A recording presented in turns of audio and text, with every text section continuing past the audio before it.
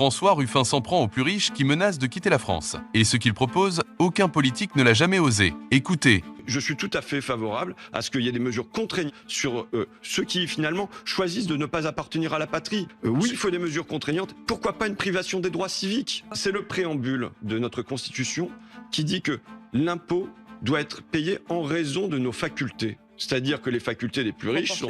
Eh ben, là, on est dans l'inversement proportionnel. Je vous le redis, les milliardaires de notre pays payent 2 fois moins d'impôts en proportion que leurs secrétaires. Les États-Unis, qu'est-ce qu'ils font?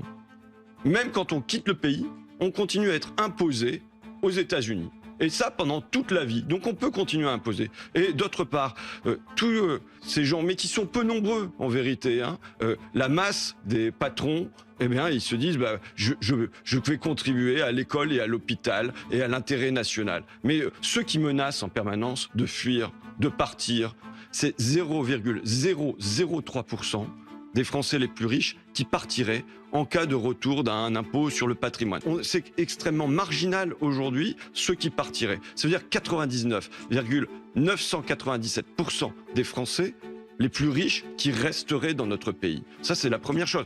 Ensuite, simplement, est-ce que vous trouvez normal qu'il y ait cette menace qui soit en permanence brandie?